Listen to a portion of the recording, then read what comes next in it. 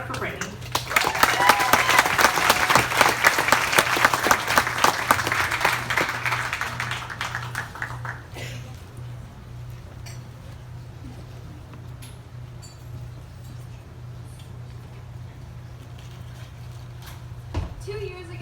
I was so stressed out, I didn't even know I was stressed out.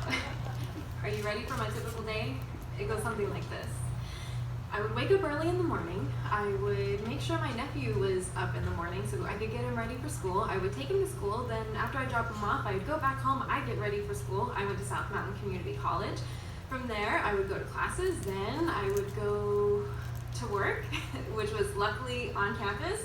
And then I moved my schedule around to where I can actually go and pick up my nephew. I would pick him up, I would take him back home, I would attempt to hopefully get him to eat. He was kind of picky, and try and get him to do his homework before his mom got home, but that was never the case. And then his mom would get home, and then I would leave and go to my boyfriend's house so then we could both work on homework, and then I would get home late at night, and once I got home I would be so exhausted from the day that I would just plop on my bed and just fall right asleep. I was so exhausted I didn't even have time to call my boyfriend to tell him like, oh hey, I'm home, or good night, or anything. So this happened, this would go on for, this was basically my life for a year and a half. And while doing all of this, it was my last semester at South Mountain Community College, and I wanted to take a fun class. And that fun class for me was storytelling. And I chose to take sacred stories. And I was super excited because the instructor is Liz Warren, and I've always wanted to take a class with her. So I get into class, and when I get into class, she starts talking and going over the syllabus and everything, and she says that we have to tell 3 stories in class. 2 regular sacred stories, and then the last one is a personal sacred story.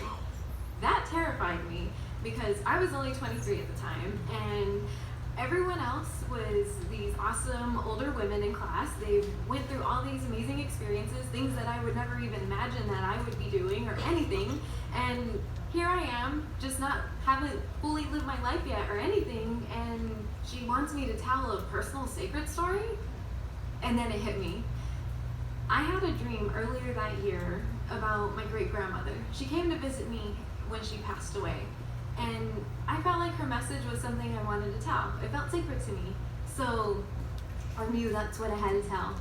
Now, for storytelling, when you take classes, they always tell you that the story chooses you. You don't pick the story. And this was one of those stories. I was so excited that I was just about ready to tell Liz, oh hey, I know what story I'm telling.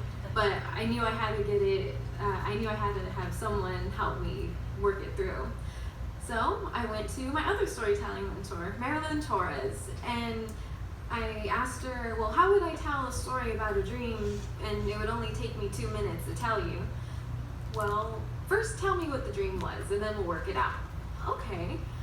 So have you ever had one of those dreams that felt so real that you didn't know you were dreaming, but you had a feeling you were dreaming? This was one of those dreams. So I came back home from my typical day, plopped on the bed, and I was out like a light. But my lights were still on, and I was still in my same clothes and everything. But when I woke up in my dream, and my room was exactly how I left it. The lights on, me still in my clothes, exactly, I remembered where I was plopped on the bed. The only difference was my door was open and my great-grandmother was standing right there. Now, you have to know something about her. She's the most fabulous person you will ever meet. And her name is Eva Villarreal. And her hair was always done. She always had her makeup, her jewelry, her dress, her nails, everything was always on point. And of course, always, she was on point that day when she came to me in my dream. And she always would greet me with this big smile, and she would always tell me, hi Brittany, very excitedly all the time. And she just did that. In the doorway, hi Brittany, with her little walker. She was wearing a red dress with roses on it, and then I was there stiff. I didn't know what to do. I was terrified because I remembered, wait, didn't you pass away? And then she's just walking her little walker up next to my bed. I'm still there. She gets right next to my bed and she's giving me this big smile. And then I get scared and I cover my eyes and then I peek. And she's still there smiling at me. And then she tells me, Brittany, there's something you always have to remember. Always wash your face before you go to bed. And then I woke up. When I woke up, I had the chills. I was crying. I didn't know what happened, but because I was so exhausted, I fell back asleep. And that's where I lived. Now, with Marilyn, there's something about her you need to know. When she knows something that you don't know, you can read it all over her face. She has a look on her. She smirks, she crosses her arms, she gives me a little side look, and she's like, Your great-grandmother wasn't trying to tell you to wash your face before you go to bed. Think about all the things that were going on when she passed away. What was going on with you? Well, I was taking care of my nephew.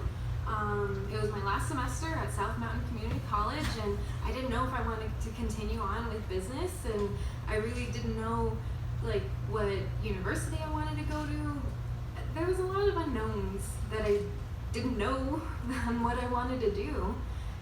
And then she told me, your great-grandmother was trying to tell you to take off the masks that you're wearing. You're not your nephew's caretaker, and it's okay that you don't know what's going to happen later on in your life, or it's okay that you don't know what degree you want to get or what college or university that you want to go to. Be yourself. Be the person that you want to be. That's what your great-grandmother's trying to tell you. I was blown away. I didn't think she was trying to tell me that. What I thought was that she was trying to tell me to stay fabulous because she was always done up and everything, because I was always falling asleep with my makeup on. So I thought, oh, she doesn't want me to get wrinkly skin, so I need to wash my face. That's what I thought. But no, that was not the case. Now, well, 2 years after all of this, she hasn't came to visit me, so I'm pretty sure I'm on the right track. I'm at ASU. I didn't go with a business degree still. I'm doing an art degree now, and I love it. And I don't have to take care of my nephew anymore either, so that's a big plus. But enough, I still love him though, even though he's a monster. And I even got a chance to move out of my parents' house for the first time, and that was a huge step. But I think that's probably something that she wanted me to do.